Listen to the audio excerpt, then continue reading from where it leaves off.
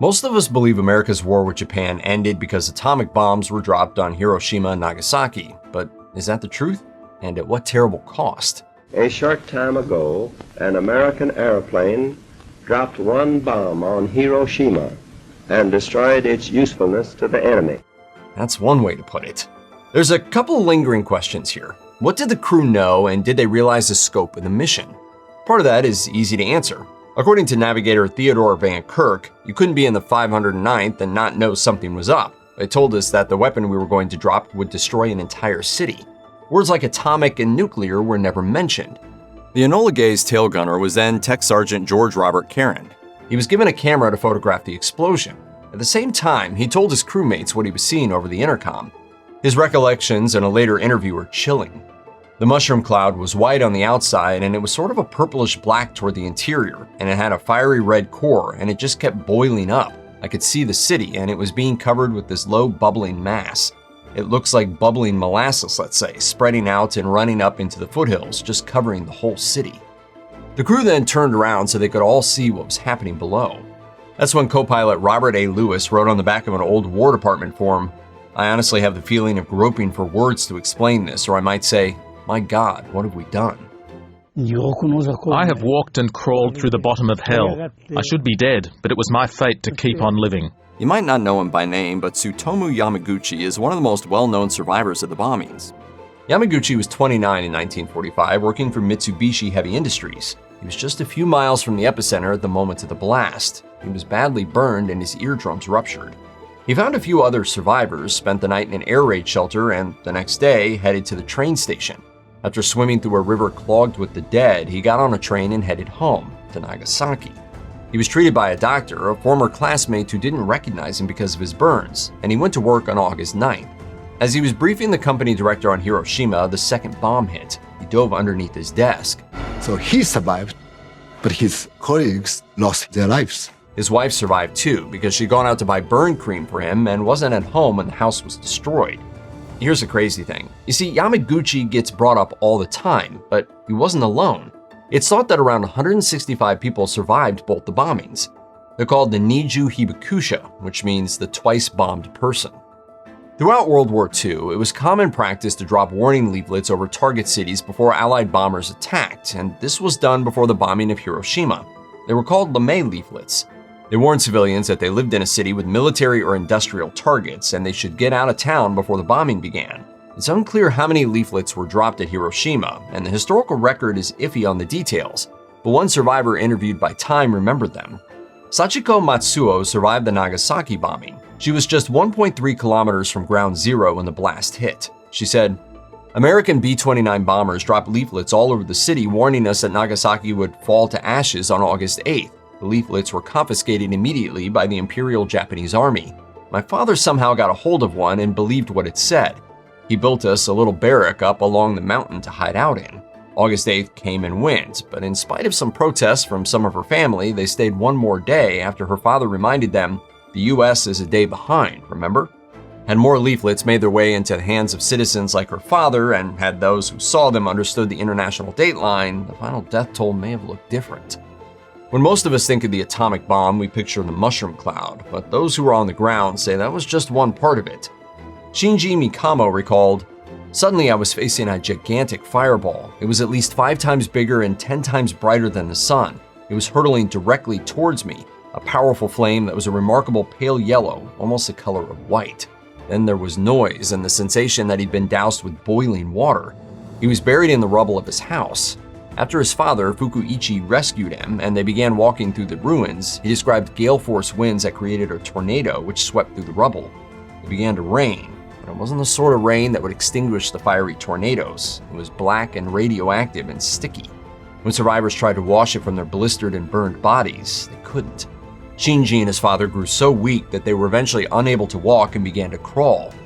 Fukuichi ignored his son's pleas to stop, saying, 'We are in hell right now. No wonder we see demons.' Somehow they got separated and Shinji was evacuated by the army. When he was strong enough, he went searching for his father, but never found out what happened to him." Survivors weren't just trying desperately to survive, they were searching for their loved ones too.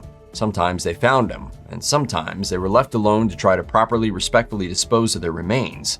Yoshiro Yamawaki and his twin brother survived the bombing of Nagasaki. They went searching for their father and found his body. Speaking with the South China Morning Post, Yamawaki shared, "To this day, I will never forget the moment I saw my father's remains, no matter how hard I try. I pray that no one should ever have to experience what I did at the age of 11. You have many nightmares about that. The brothers knew that it was up to them to make sure their father was laid to rest, so they attempted to cremate him. When they returned the next morning, though, intending on collecting his ashes, they found that much of his body was still intact and decomposing. Not wanting to leave him in the street, it was an older brother who suggested they observe a Japanese funerary tradition in which they took a piece of his skull. Things went wrong, though, as Yamawaki told Time. "Our father's skull cracked open like plaster and his half-cremated brain spilled out. My brothers and I screamed and ran away, leaving our father behind. We abandoned him in the worst state possible." Testimonies are filled with descriptions of burn victims pleading for water, and some, like Inosuke Hayasaki, stopped to help them. He told Time, "I decided to look for a water source. Luckily, I found a futon nearby engulfed in flames. I tore a piece of it off, dipped it in the rice paddy nearby, and rang it over the burn victims' mouths. There were about 40 of them. I went back and forth. Among them was my dear friend Yamada. 'Water,' he murmured. I rang the water over his mouth. 5 minutes later, he was dead." After the bombing, it didn't take long for warnings to be passed by word of mouth. Survivors were told not to drink water or give water to other victims because it would kill those who were begging for a drink. According to Dr. Hiroo Doi of the Hiroshima Red Cross Hospital and Atomic Bomb Survivors Hospital, this was because drinking water increased blood flow. For wounded burn victims, that could be deadly. For survivors like Hayasaki who tried to help the other victims are left with lingering doubts. He confided, "I cannot help but think that I killed those burn victims. What if I hadn't given them water? Would many of them have lived? I think about this every day." According to Newsweek, around 2,000 children between the ages of 6 and 11 years old had been evacuated from Hiroshima ahead of the bombing. Tragically, when they returned, most realized very quickly that they were orphans. With no one to care for them, they tried to survive on the streets. Some died within months of returning to the ruined city. According to one survivor, Shoso Kawamoto, some were so hungry they died with stones in their mouths. Some locals set up stalls where they could go for food, but the terrible fact was that there wasn't enough food to go around, and the smaller, younger children were left with whatever scraps they could find. Kawamoto was one of the lucky ones. He found a home with a foster family, but many weren't nearly as fortunate. In the wake of the bombing, Kawamoto saw the yakuza seize opportunity and move into Hiroshima.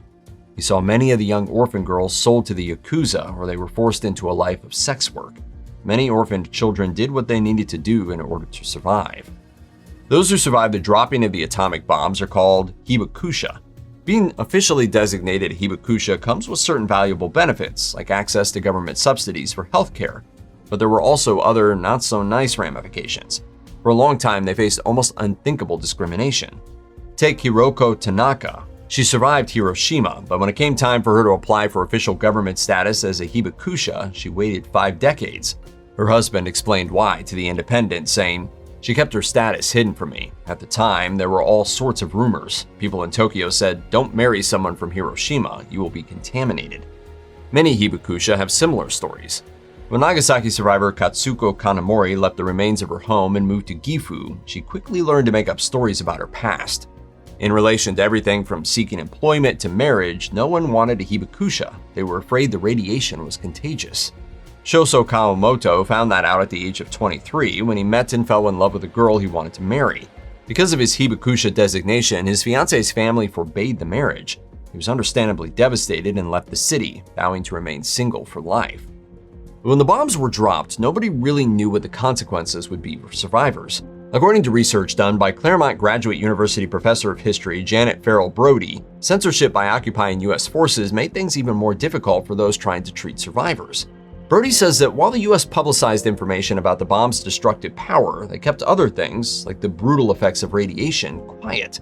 Even as medical personnel struggled to treat patients and document the effects, officials seized everything from medical case notes to biopsy slides, photographs, and film.